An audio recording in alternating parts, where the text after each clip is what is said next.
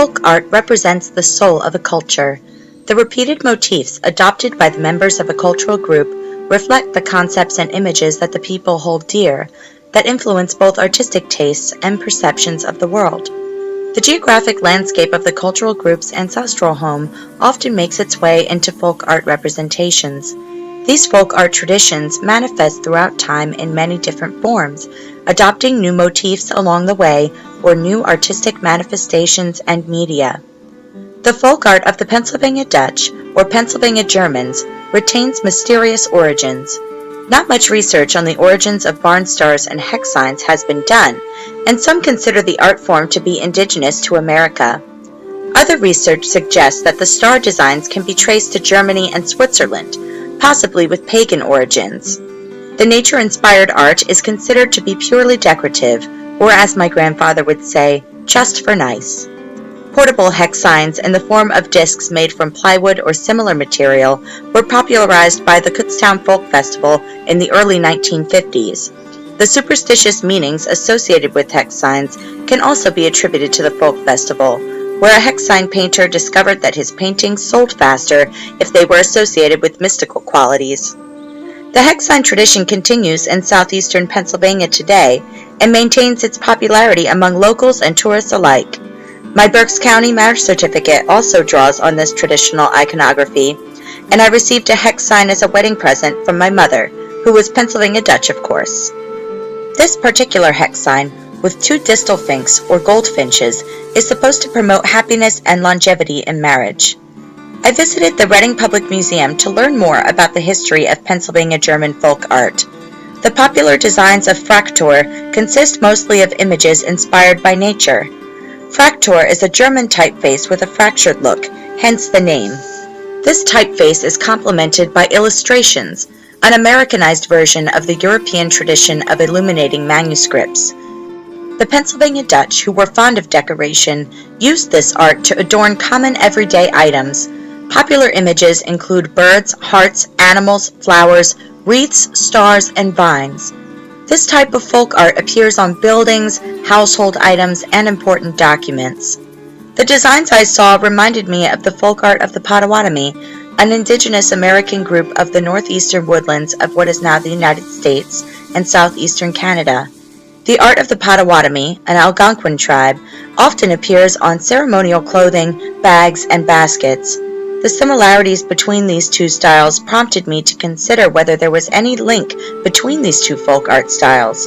The samples I examined originate in the same time period, from the late 18th through early 20th centuries.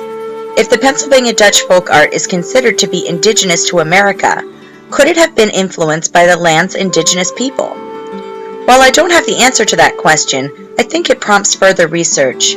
But in the meantime, I decided to try my hand at creating a fusion of these folk art styles, using photographs I took of Potawatomi artifacts at the Smithsonian's National Museum of the American Indian Archives in Suitland, Maryland, and photographs of the Pennsylvania Dutch artifacts from the Reading Public Museum. I chose watercolor and paper for this project, watercolor being the choice medium for the Fraktur documents at the museum, and probably also the only artistic medium I could tackle with my limited skills as a beginning painter. Much of the Potawatomi folk art takes the form of bead or quill work, 2 skills that take years of practice to master. I have none, but as a person of both Potawatomi and Pennsylvania Dutch heritage, the fusion of these styles provides me with a way to create a manifestation of 2 cultures in one art form. The first painting depicts a thunderbird at its center, a mythical figure of the Potawatomi and a popular symbol in Potawatomi iconography. The thunderbird represents a heavenly presence, and I feel that its purpose aligns with the distal finks of the Pennsylvania Dutch. The symmetrical designs on the side present imagery common in both the Pennsylvania Dutch and Potawatomi folk art traditions. While thunderbirds are not typically depicted with hearts, I decided to add one in order to give it a Pennsylvania Dutch quality. The star at the top of the painting is an indicator of heaven in the Potawatomi cosmos, as well as a popular image and symbol for luck on the Pennsylvania Dutch Fraktur. In the second painting, I decided to merge the image of the Pennsylvania Dutch dove with the image of a bird from one of the beaded Potawatomi artifacts from the archives. I changed the color of the bird from red and black to blue, which connotes peace, protection, calmness, and spirituality.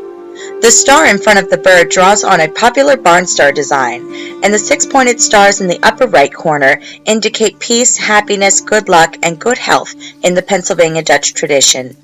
These same stars can also be found on Potawatomi artifacts. The third painting draws on the classic rosette design of the Pennsylvania Dutch. The rosette symbolizes good luck. To give the rosette a Potawatomi dimension, I chose the colors of the cardinal directions and the earth and sky. White for north, yellow for east, red for south, black for west, green for earth, and blue for sky. The sloping curves of the rosette also echo the soft woven design of a dream catcher. The teal background I chose just for nice. So what do you think? Is there a significant difference between Pennsylvania Dutch and Potawatomi folk art? Are these adaptations of the art indicative of a new style or a variation of already very similar styles? Think about it.